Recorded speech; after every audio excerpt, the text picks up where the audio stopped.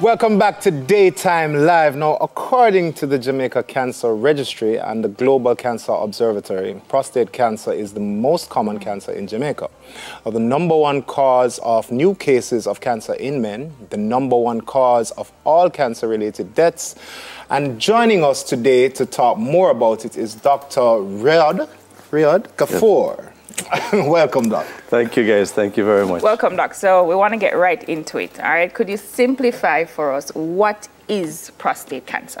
So any cancer is an abnormal growth of an organ with the ability to spread beyond that organ, which is called metastasize. And those metastases usually lead to death. So the prostate gland is just a small organ about the size of a walnut. It sits at very low down in the tummy, below the bladder, so it's hard to access, hard to feel. And when that gets a cancer, unfortunately, you don't usually get symptoms until it's spread. So because of how it is well hidden, you know, it's usually a disease, a cancer that's not detected until far along the process. The prostate is an accessory gland of sexual reproduction. It's not vital, but it does produce some enzymes that keep sperm liquid and help with fertilization. Okay. So what's the cause of prostate cancer? So there are really two classifications, things that can be modified and things that cannot be modified. And the things that cannot be modified that predispose, not necessarily cause, but are related to, #1, your age. The older you get, the higher the likelihood. So right about your late 50s, early 60s, it really starts to increase, right? But it still happens in your 40s, very uncommonly, but it can still happen. #2, your race. Black men are predisposed, unfortunately, as are some Latin American, some Scandinavian communities. You can't change those things. #3, family risk. If you've got someone in your family who has had a prostate cancer, you're at 3 times greater risk than a normal person. And if you have more than one person, or that person has been diagnosed with cancer at a young age or died, 7 times greater risk. And the 4th non-modifiable cause is genetics. So if you've been found to have a genetic predisposition, you do your gene test and one of these genes pop up, you know, then you're at very high risk. Wow. You know, the non-modifiable, the modifiable things that people are really interested in, Doc, what can I do to prevent it? These are not so strongly linked, unfortunately. But in terms of diet, so diets that are high in meat, especially red meats, dairy products and dairy proteins, fatty acids, and what we call the hyperinsulinemic diet. So sugars, simple carbs, starches, you know, things like that tend to predispose. Protective are what we call a Mediterranean diet. So legumes, grains, nuts, you know, things like that tend to protect. In terms of activity, sedentary lifestyle leads towards prostate cancer, as does obesity and low testosterone levels. And protective is exercise, and a lot of men are going to want to hear this, sexual activity. So, Craig is happy to hear that one.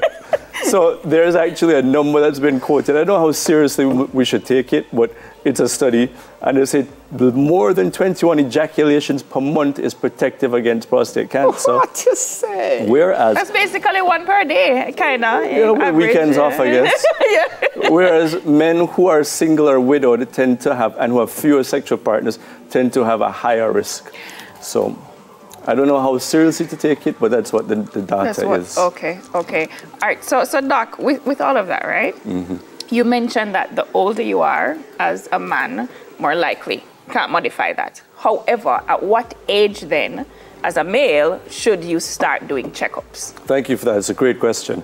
And it really depends on your population and you as an individual. Okay. Anytime you're talking about testing for cancer, it should be in the context of a conversation with your urologist or your doctor to determine, are you really at risk from having a cancer, and will you benefit from being detected from having a cancer? Okay. So having said that, low risk populations, such as Eastern Europe, for example, they would start at 50 and do it annually. if you're at a higher risk, so black populations, we would say 45. If you have a genetic predisposition or you're at very high risk, we would say 40.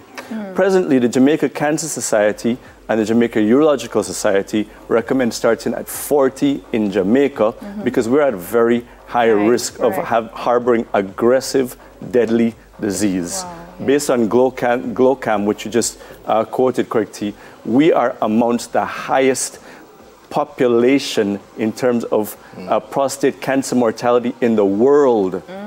So we're at very high risk. And you know, it's really unfortunate that we have such aggressive disease, but the good news is that it is very curable once it's detected early. So our cancer rates, once it's spread, 95% mortality rates of metastatic disease. But curable disease, the cure rates are as high as 70, 80, 90%. Oh, that's great. So what are the rates for early detection? So meaning how often is it detected? Early. So before the 90s, when we had blood tests and prostate exams, most men were being diagnosed with advanced cancer. Today, in screened populations, roughly 80 to 90% of men are being detected with curable disease. Great. Once they submit themselves to a blood test and a prostate exam. And I know that once you say prostate exam, I was about to say that usually scares men a lot get of very males. nervous. Yes, yes. Men get very nervous. And let's talk about the elephant in the room then. Yes, please. Yeah. Why is it that men get nervous? Number one, they think it can be painful. I can count on one hand, and my hands are small, thankfully. I can count on one hand the number of times that I've had a painful prostate exam. Usually, with a little bit of questioning of the patient, you can say, this is likely to be a bad time for you. You may have an infection or inflammation of the prostate. Let's put it off, treat you for a bit, and then come back. Doc, we have 50 seconds, but I really don't want to cut you here because I know what you're going towards is to tell everybody that you can also detect things early with blood tests. And that is something that I think that a lot of men in Jamaica need to hear, that it's not necessarily an invasive investigation. The recommendation is that you have both tests because roughly 20% of the times the blood test is normal and the cancer is detected on the physical exam.